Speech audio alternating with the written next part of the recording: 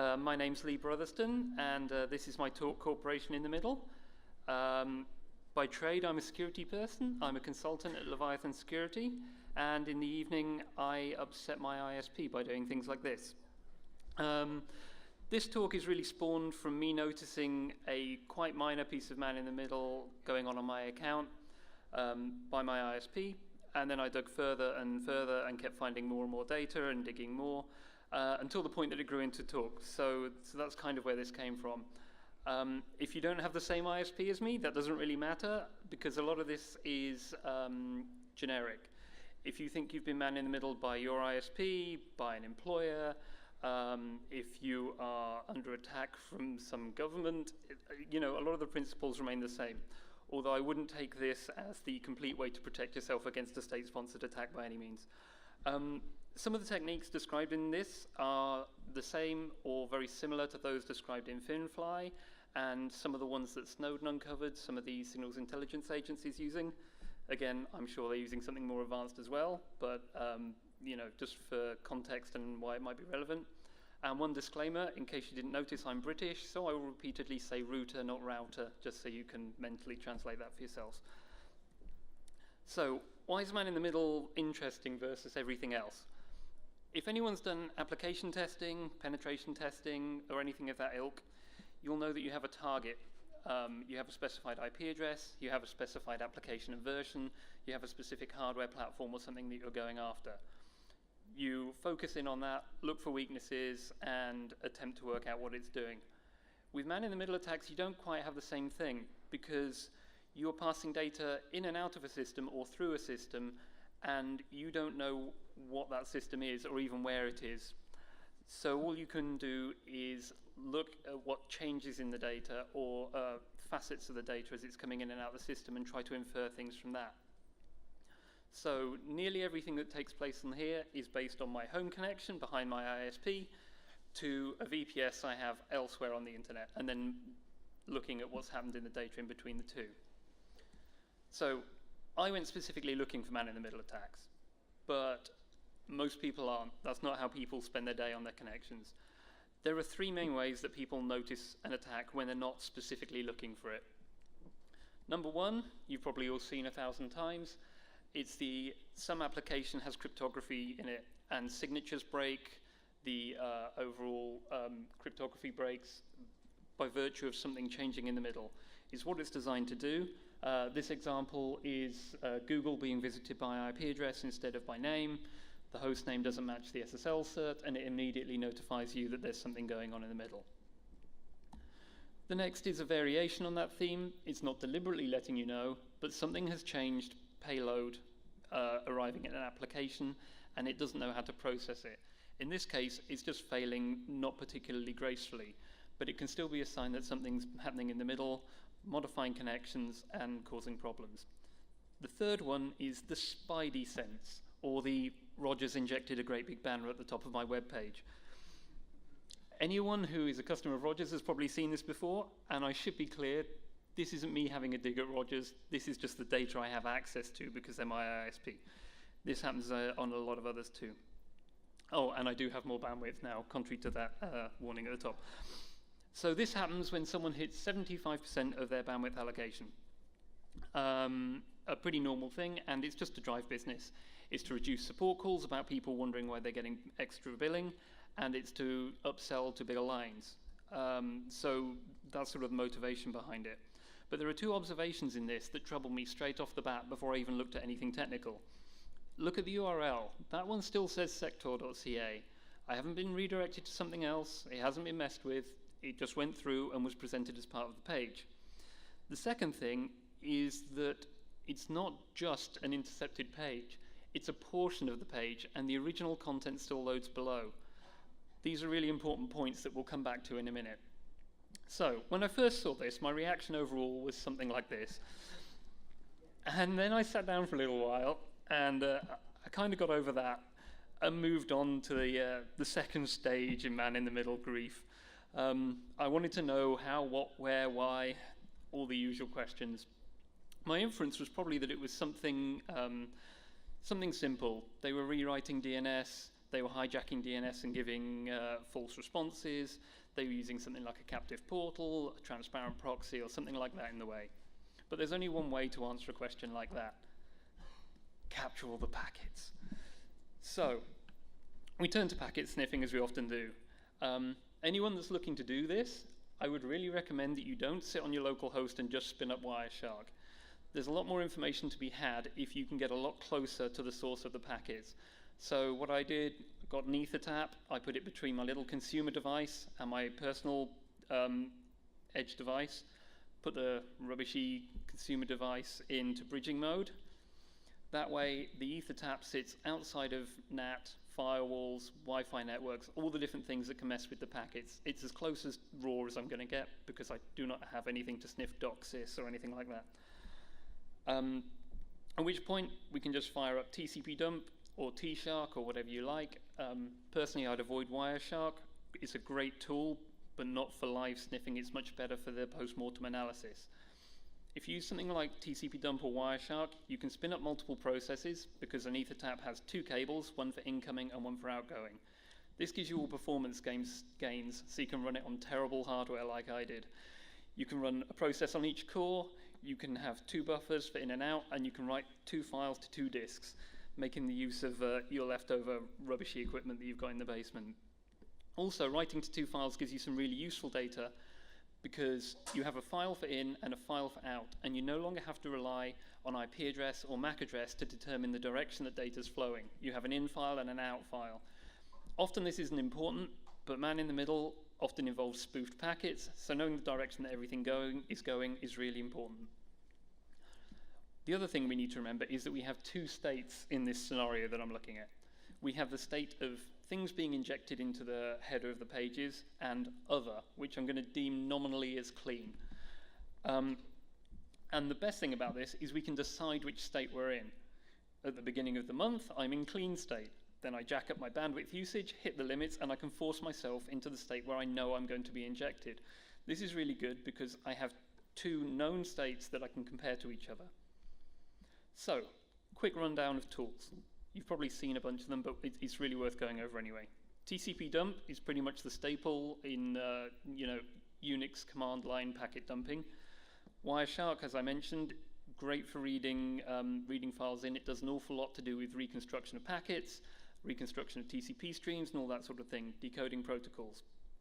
T-Shark is pretty much command line Wireshark, but it's got nicer output than TCP dump, more configurable output.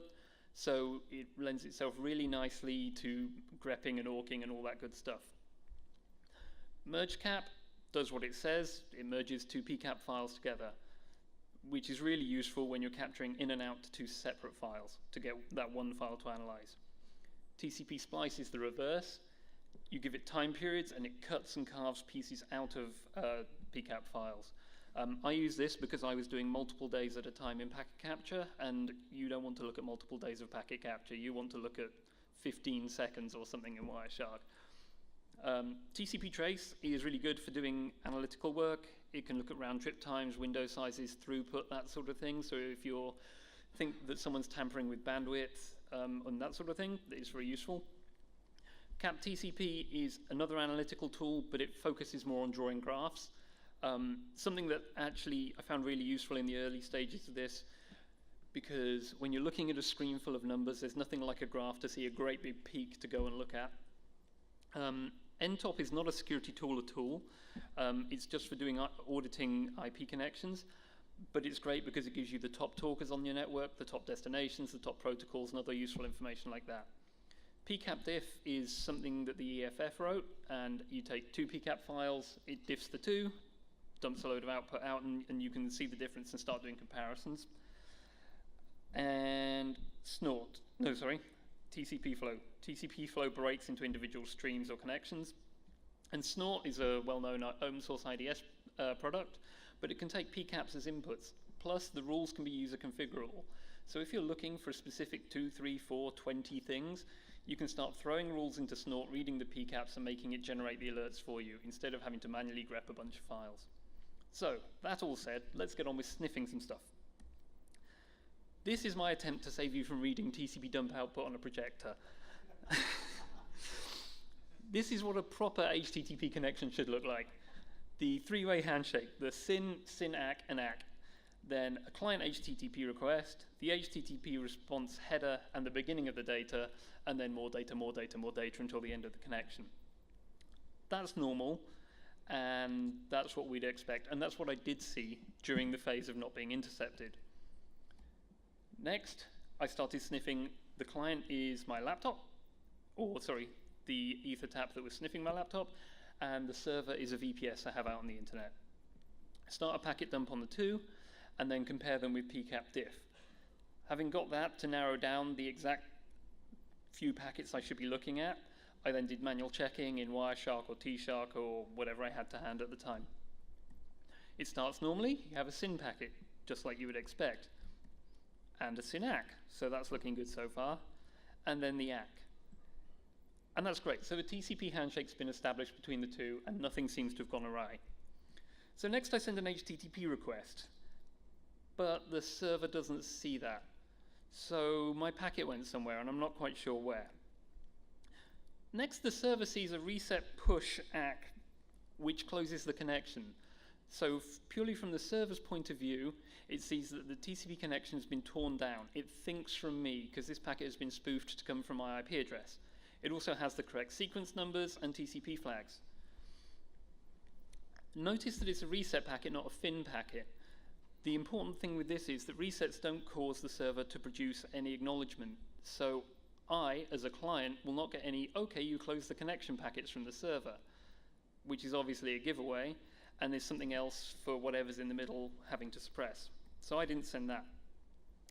Next, quizzically enough, I get an HTTP response, and it claims to be from the server, but the server has no knowledge of this HTTP response. So let me just summarize really quickly. I have a packet suppressed in some way. There's a packet spoofed to come from me, and a packet spoofed to me. So that's kind of what's happening at a connection level. What do I get on the at the data level? Well, it looks like a relatively simple HTTP response. There are a few things to note, though. Notice how there's no server string in there. You would normally get Apache, Nginx, IIS, something like that, but that's not present. Notice also the cache control and the pragma that's in red. That's to make sure that this page is absolutely must not be cached ever by a browser, by a proxy, or anything like that. Remember how I said the content loaded before? This is really important to that.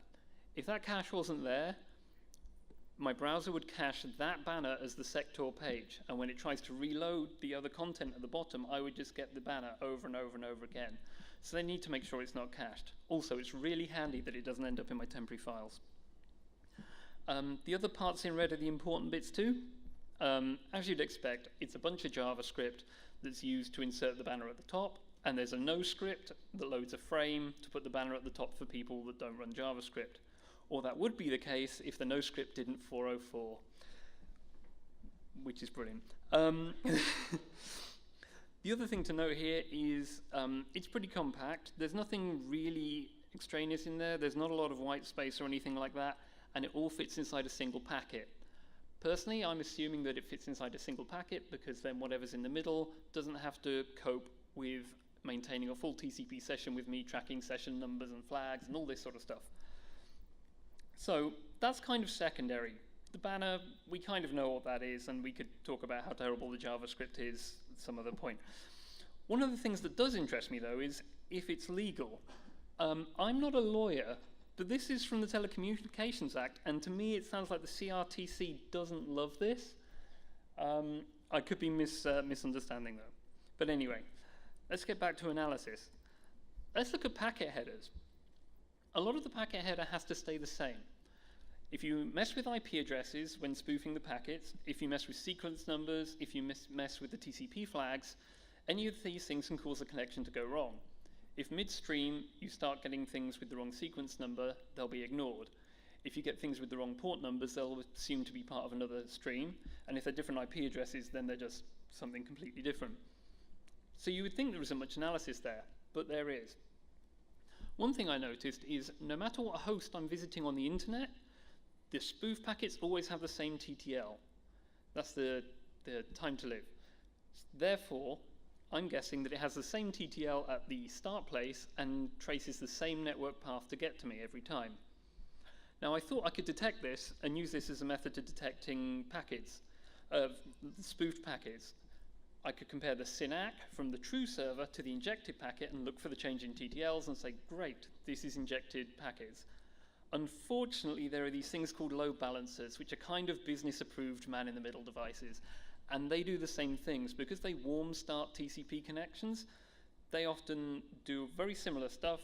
They have their own TTLs, and I started flagging up all sorts of Amazon boxes, and yeah, that was wrong. So, oh, and I can't do it on the hard-coded TTL, because that's not really a generic detection signature. That's just a way to spot this one instance. I would only have to move one hop within my own network, and that would break, let alone if my ISP starts messing with their network or something like that. I started looking elsewhere and noticed that the do not fragment bit is never ever set. That's not unique. Lots of other packets don't set the do not fragment, but it is something that is always the case. So we can add that as a sort of secondary check if we get another signature. The one thing I did see, though, was that the TCP window size is set, and it's not inferred, it's not negotiated, it's set in the header to 1. I searched my packet dumps. I don't have a whole lot of packets that do TCP window size 1, and I have even less that never have the do not fragment bit set. To give you an idea how few, only injected packets did this. So let's have a look. You can write a simple rule in TCP dump. Those are the two statements. And I ran it over the captured packets that I'd acquired over a few days. And it seemed to match near enough. And so I did the same in Wireshark, just to check I wasn't doing something silly in TCP dump and there wasn't some interpretation going on. And it works right in Wireshark too. So I did the next logical thing. I wrote a snort rule so my IDS can start shouting at me anytime someone starts injecting packets, at least using this technique.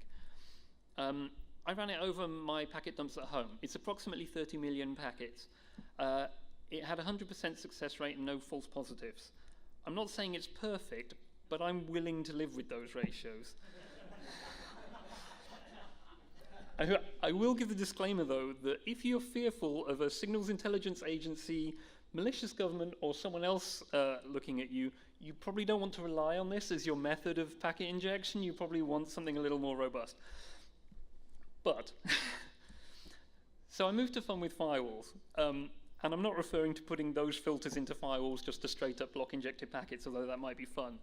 I'm talking about the fun I had with firewalls.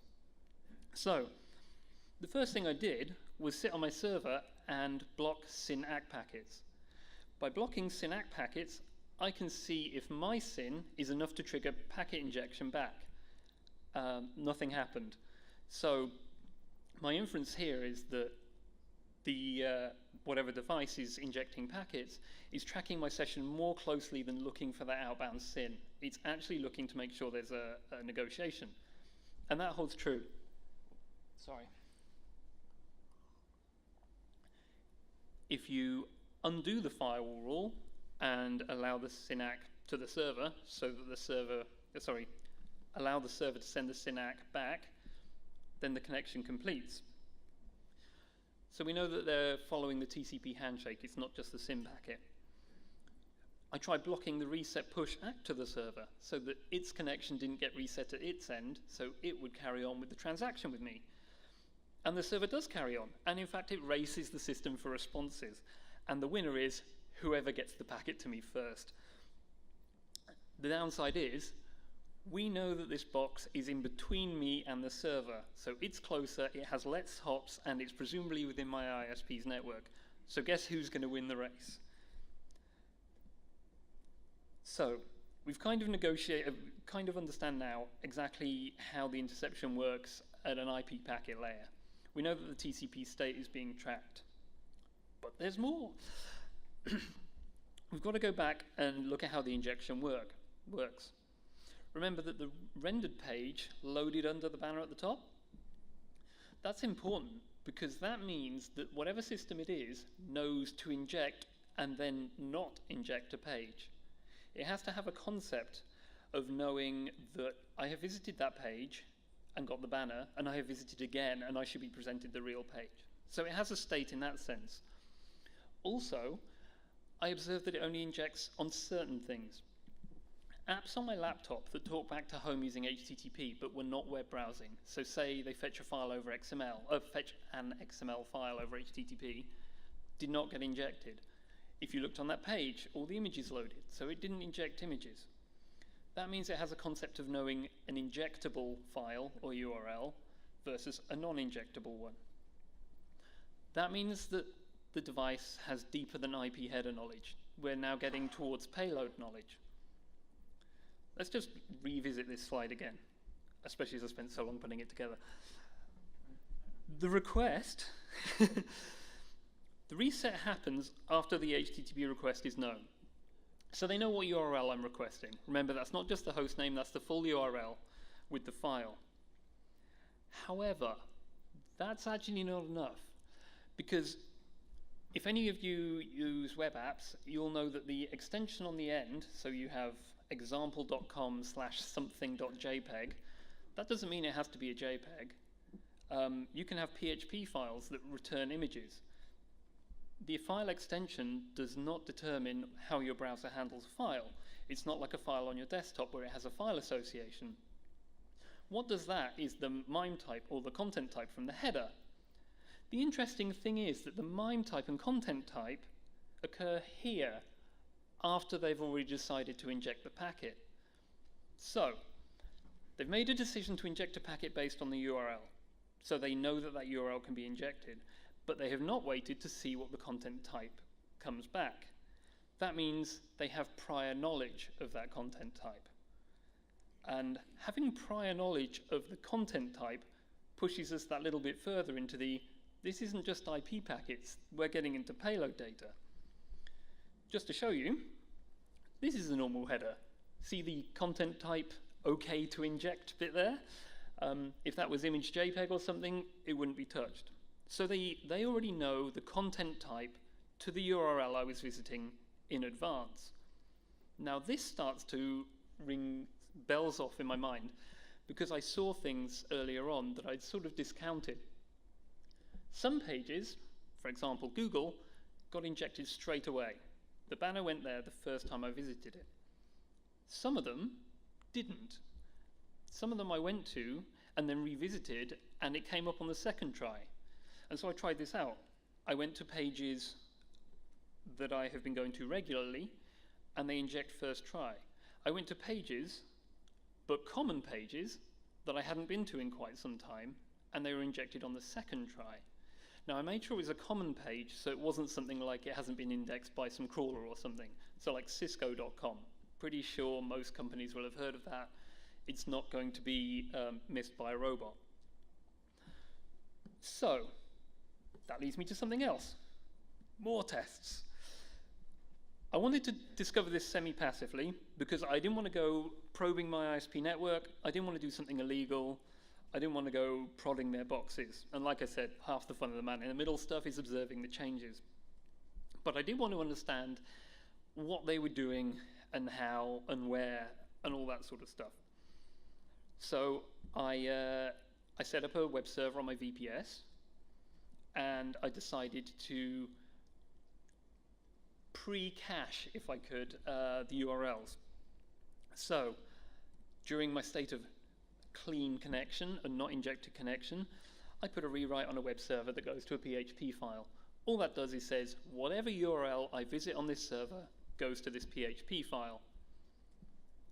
I set that PHP file to set a header of not caching, and I set it to return a file every time. And then I hit random URLs, so it can be example.com/the-date/the-time/whatever. But the point is, I make it unique. I visit it exactly one time, and I take a note of when I visit it that one time. The plan is then that when I get to hitting my bandwidth limit, I visit each of those URLs in turn. I see which ones get injected.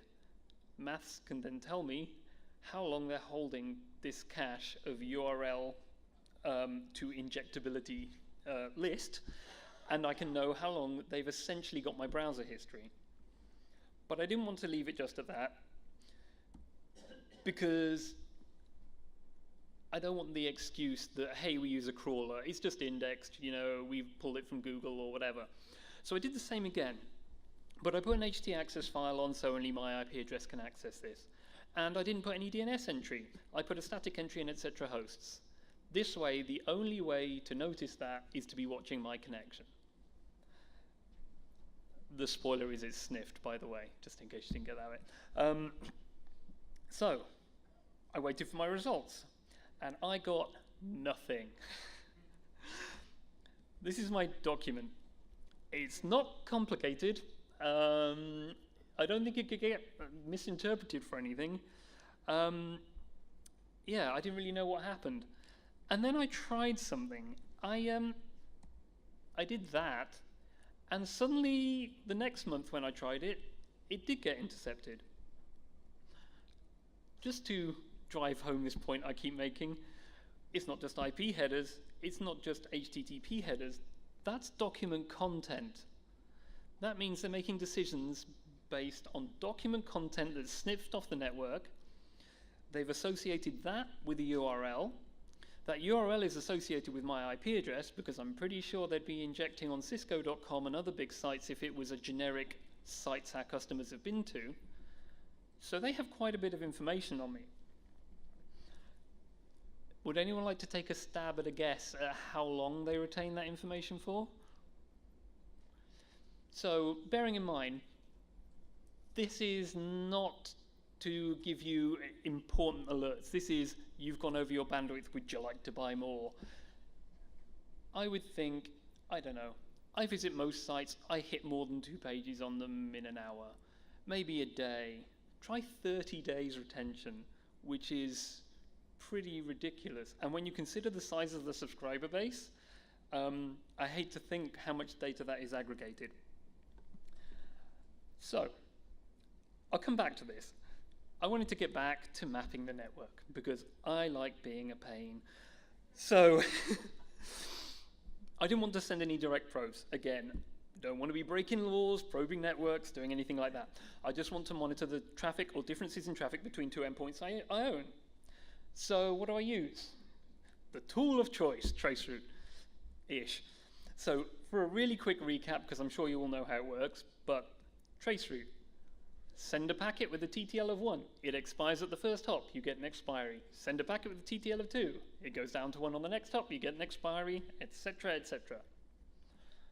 We've all used traceroute. Anyone that's done any kind of sysadmin or network work will have. There are some conflicts in there. RFC 1393 says that traceroute should be ICMP, and that's what Windows uses.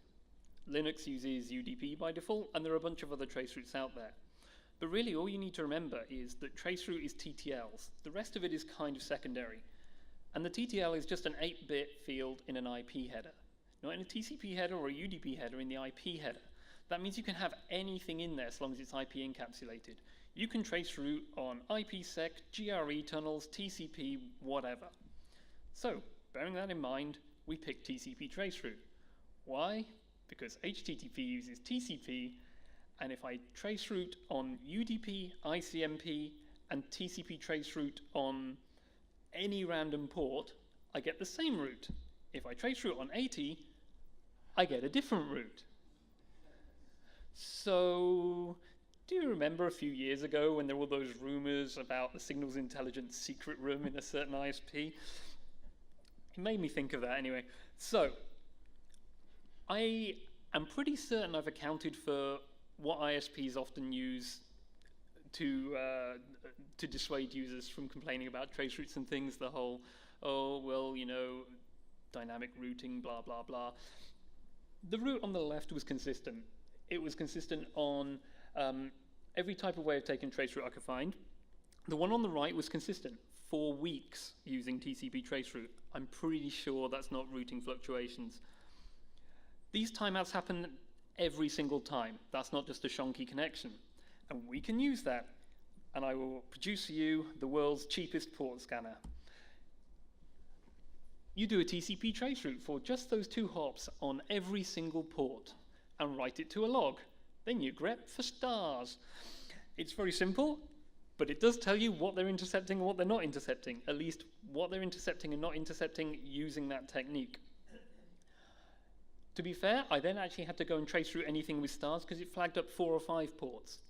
But 3 or 4 of those were being blocked, hence the timeouts. They're blocking NetBIOS and I think SQL and a couple of others that have been used by worms and things, so I guess that's kind of okay. So it's port 80 that's intercepted. And at this point, I went to go to my next stage of investigation, and wouldn't you know, the ISP changed its network. But it's not all bad news, because they changed it to this. See, here's the fun part. Not only does it not time out anymore, it's got more hops. And do you know what more hops means? More TTL decrements as it passes through. This is really useful because my cheap and nasty port scanner can get cheaper and nastier. Now you can just nmap with a fixed TTL. Capture the packets at the other end and just look at which ones have a big TTL and which have a small TTL. The ones with the smaller TTL, they got intercepted. Though the spoiler is it is still 80, but there we go. I still now know that it's traversed another network. But that's part of the story on the probing the network. You've got which interface it uses too. You see, normally when you trace route, you expect to see this interface as the reply. And that is normally what you get. But that's because you're trace routing the nice way without using silly things like I ended up doing. Because is that interface used because it's the incoming interface of your packet that expired? Is it the interface that's used because it's a default interface? Is it the interface that's used because it is the outgoing packet for the expiry notification? Normally, you can't tell because it would be all 3 and you don't know which one it's picked. So you can turn to RFCs and look at this, and the best thing about RFCs is they're so random because they disagree, contradict each other, and ambiguous. Luckily, what this means is all the vendor implementations are too, and they all do different things, and you can trick different devices in different ways. So we use this to get information. We can look to capture this address or this address. Maybe I spoof a packet from me, I send a packet from me, but I spoof it to come from my server to a target. The target doesn't really matter, it's like sending a packet to Google or something. But this changes what the source address, what the source interface was of the packet at a physical level and at an IP level, because my server is now the source. So guess which interface the packet comes from? Not the one facing my desktop. You can do the same trace route backwards from my server like that. You can do it doing things like coming backwards from my server and setting the source port to 80 and the destination port to a high port, so it looks like the returning packet from an HTTP connection. You can put an ACK flag on there, or a SYNAC flag, so it looks like part of the handshake, so it follows the right route. By using this, you can get the replies to pretty much all the interfaces.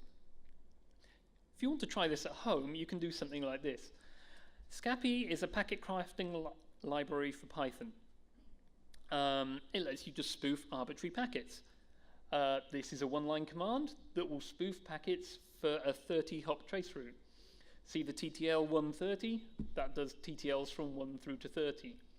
You set the source and destination that you would like, and you have to make sure you set the MAC addresses because you are no longer sending a packet that's valid on your network. So you have to make sure that your default gateway gets it via layer 2. Doesn't matter about the source because you're not actually getting the replies. You're capturing those on the server on the internet. The rest of it is normal stuff, setting interfaces, ports, etc. So, talking about that ISP network, you can take a normal trace route. Dink. You can then take my other trace route.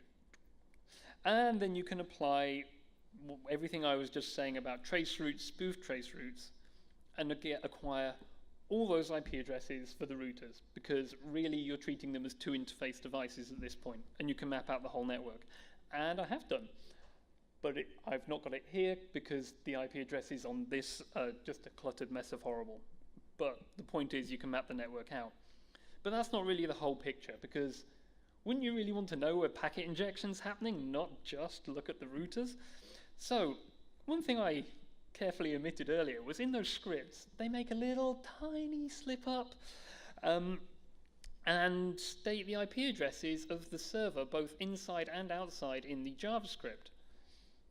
So the external web server is easy. You can trace route to it. It is connected here. The internal one is RFC 1918 address space, so that's off on some private internal management LAN. But we still don't know where it's injecting, because that's the interface used by the device to provide a web page. That's the IP address that it sends the data to. But we had that fixed TTL. It came out as 123 every time. Now, most OSs use round numbers, or at least hex round numbers, so 32, 64, 128. They're pretty much the core default TTLs to have on an OS. So working on the assumption that they probably are using a default TTL, you can make a random guess. Well, if I'm getting one that's 123 as my TTL, I can pretty much guarantee that it's 128 they're using. Quick bit of subtraction, and you know exactly how many hops in they are. Oh, sorry, I've just skipped ahead. I did that wrong. That is the bit they left in the script. This is server and the management LAN. And then that is where the injection's happening, just through taking away the TTLs from the default TTL. And you know that that's where the injection's happening. Really, I should have done a much better test. If I'd have thought this through, I would have done this. I would have written something to do an HTTP request that does a handshake and then sends the HTTP request with increasing TTLs until the server gets a reset. But I was not that smart, and hindsight is 2020. Anyway, let's move on. Is this something that's peculiar to me, or can this technique be used elsewhere? Does it apply to other environments? I went home to the UK, who have a government-mandated filter, content filter on certain websites. If you connect via British Telecom, this is the way you get to the Pirate Bay on a completely different IP address and a different route in the middle. As it happens, the same happens if you try to go to the Tor website and a few other ones. And then I went to the US and was in a Marriott, which was on a Roadrunner network, and that happened. And I have no idea why, and I didn't even dig into that because I wasn't there long. But the point is, it's pretty easy to detect when HTTP is being treated differently. And when it's not at hop 1 or 2 right next to you, it's not something on your network doing it. That's something happening at a provider. And if you can repeat it over and over again, there's probably a reason. So, back to the topic at hand. I wanted to see what I could see from the injected pages, both the headers and the scripts, and see what we can work out. So, here is a header from one of the pages that got injected. There are a few things to notice. There is a server string, and that looks like a manufacturer name. So we'll just bear that one in mind in a sec. I just want to go on a brief tangent to talk about HTTP Recon. HTTP Recon is an app that profiles web servers, and it does it in a very unique way. It looks at the headers, but it doesn't trust things like the server string. It looks at the order that the headers come in. Because there is no rule that says content length has to come above connection, different servers have different implementations. Some of them omit entire headers entirely. The other thing is, if you look at cache control, within any one header, fields come in different orders. So you can use HTTP Recon to look at something and work out what server it is without having to rely on any strings coming back, purely how it performs on a header basis. But I didn't want to probe anything, remember? Luckily, they give an offline database so you can do a manual, painful trawl. Now, this isn't enough to get it. You need to get other pages. You need to get a response redirect or something like that. Luckily, as I mentioned earlier, they forgot to include the NoScript page. So I have a 404 as well from when I had NoScript running. Again, same vendor, same ordering on the cache control and all that sort of thing. So I managed to look it up, and I can profile what the server is. And the shocker is, it's Apache. There were some more hints in the script. they put a copyright perf tech at the top. That's handy. They have those two web server addresses. Also, they gave this commented out display URL, which looks like a URL that may or may not go together with the manufacturer name that I just noticed. So let's go to their site. Their site says bandwidth usage notifications. That sounds like we could be onto some kind of winner. They don't publish their customer list. They do have a news list, but it doesn't mention customers. And I looked at my ISP's webpage, and they don't publish who they partner with. Actually, I should revise that. Neither of them say it anymore. They did both mention each other in the past, but they've taken that down for some reason. The one thing I will admit is I forgot to screen grab that, so I can't go back. So that's my big learning. Anyway, if we look elsewhere, this company does do a bunch of different products, and many of them have good intents. There are things like doing Amber Alerts in web pages and that sort of stuff. But the one common thread across all of them is that you probably need to man-in-the-middle and packet inject for nearly all their services. So I think it's probably a shared platform with slightly different uses. Like revenue extenders, search enhancement monetization, not using DNS, cough, advertising, cough. I don't know if Rogers uses this one, but it is a thing, and it exists on the platform that they use. Also, I noticed that it doesn't appear in archive.org, so I couldn't go and look at the old pages, which is interesting because they don't prohibit looking at those pages in robots.txt. And archive.org say on the front of their page, we only remove pages if they're in the robots.txt, or you explicitly come to us and ask for it to be removed. Just saying. So I wondered if anyone else used this. And into my Twitter feed popped this. And I thought, maybe they do. I can't say for sure that Comcast are using this, but I can say for sure from looking at the webpage that they are a customer of the same company. Not to mention, I found this. Note the URL. So, Bulletin is the internal name for this system. So they use the same system that Rogers is doing, so it's entirely possible that that's true. But looking at this, and this only happened a couple of weeks ago when I was preparing for this presentation, I noticed something. I noticed this. So that goes from, you're not just looking at IP headers, you're not just looking at HTTP headers, you're not just looking at document history. Oh, you've tied it to my account. Not my IP address, my account. I'm getting to the point of being a little concerned about this. So, you probably know the answer to this, but why am I bothered? Data gathering, changing data, and the fact that you've got a lot of context and correlation that you could draw from these. Let me just illustrate that with something. This is a slide that the EFF did, and they brought it out when there was all the talk about the metadata collection from Verizon. I'm not going into that, that's a whole other topic. But the point is that you don't actually need to go into a whole lot of detail to be able to put a picture together about someone.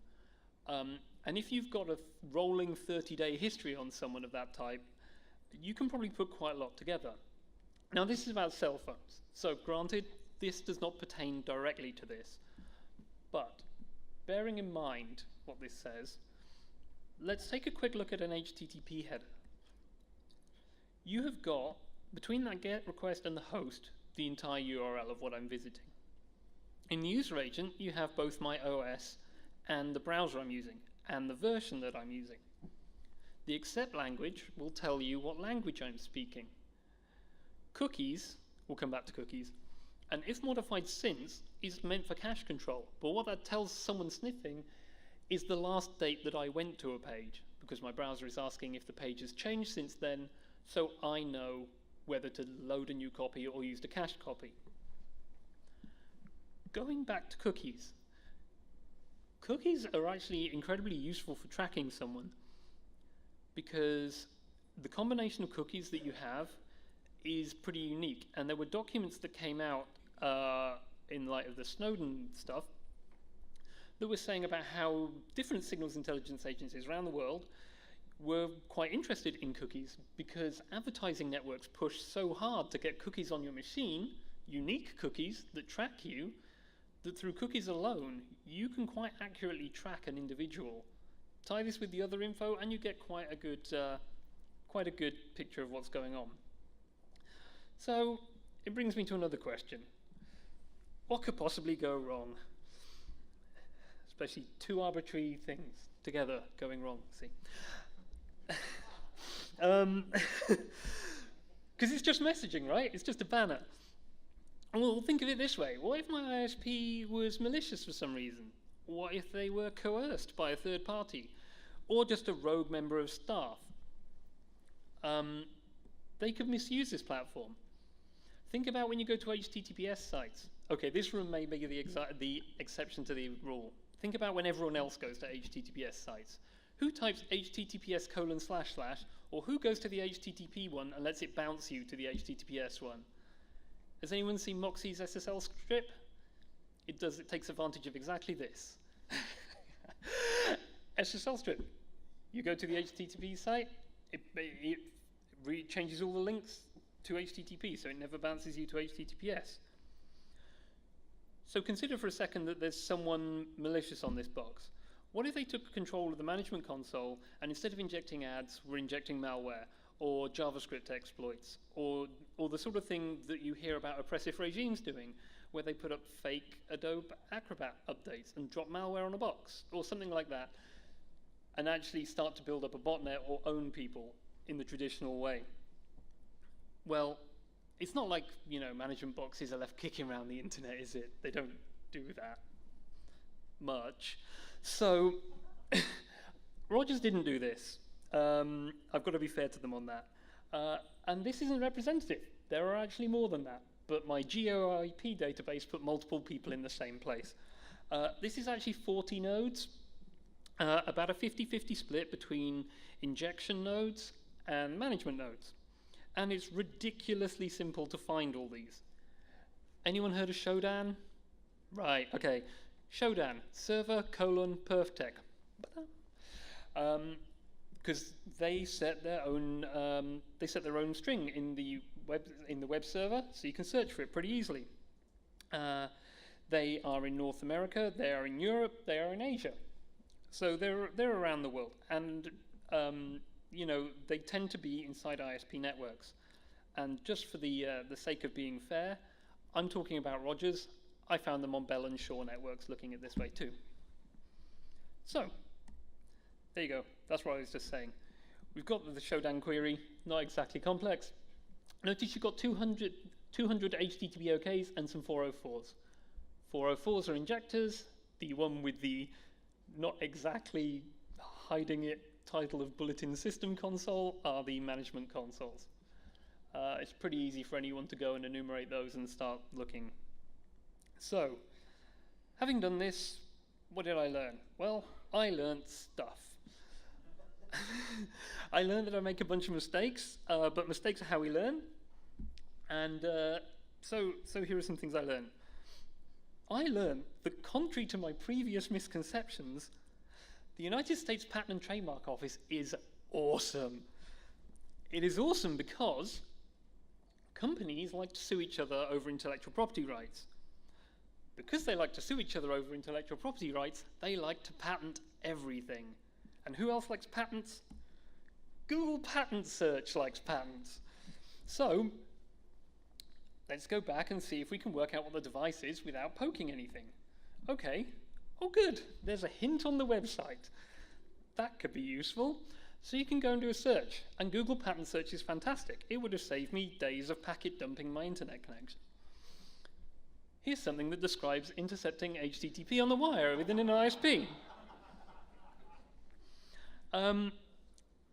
But I don't think their write-up's as good as mine, but it would have saved me a lot of time. The other thing is an internet advertising system. The bit I find interesting is, does advertising content exist? Yes, edit the web page. So that's not ad injection, that's kind of ad stealing and replacing. But most of all, I learned something about business motivations. And I got my own razor that I stole from Hanlon. Because I thought I was going down the big trap of some hardcore elite hacker man-in-the-middling me, when there was actually a fairly innocent business reason for having it, despite the fact that I don't like the retention, the meddling, the profiling, and everything else. It doesn't make it right, but it does show that it's not originally what I thought. So that's kind of where I am with what I had to present, but I would love to take some questions, or if not, I'll be at the reception if anyone wants to stop me and chat. Thank you.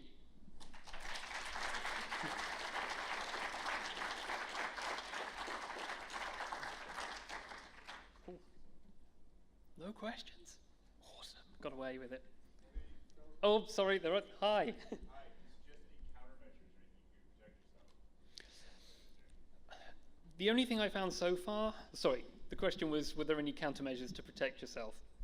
There's two areas of protecting yourself. There's being a server that's having its clients injected and being the client. The client, that snort rule, simple as it is the closest thing I've got. The problem is you can't block by IP, by TTL, by ports, because you end up blocking legitimate traffic, or they're too easy to evade. That was the best indicator I had.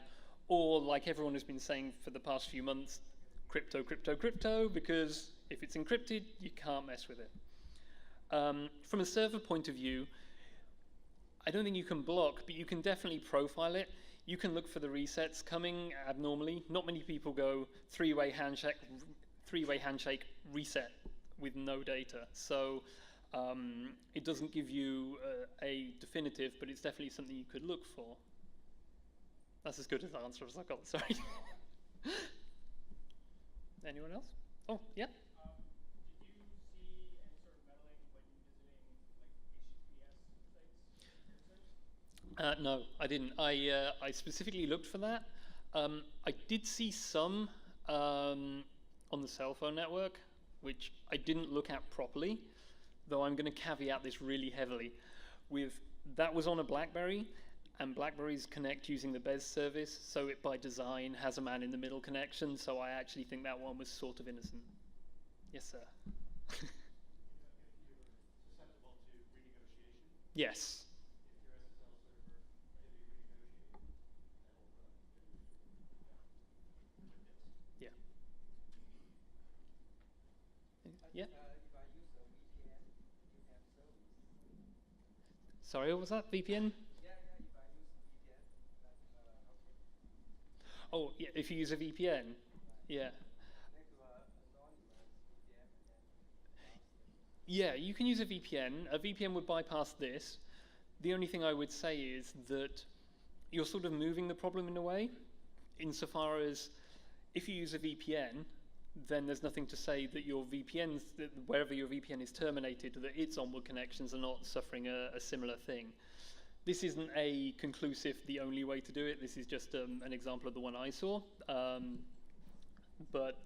you could do that. That would evade this one, but it wouldn't guarantee you end-to-end connectivity. You actually need crypto to be able to go from one end to the other completely. Cool. Yeah. does CRTC know about this? I did try to contact them. I haven't heard anything back yet. Sorry, the question was, did the CRTC know? Yeah. I did actually, well, I spoke to him on Twitter. Does that count? No, I have mentioned it to Michael Geist, and he said he hasn't seen the details, but yeah, he's an example of someone that's seen it, and he said he's glad the talk is being had, but you know, that's good. But I don't think I'm going to necessarily have anyone fighting my corner like that at any time soon. Cool. If we're done, then we'll do beer. Perfect. Thank you.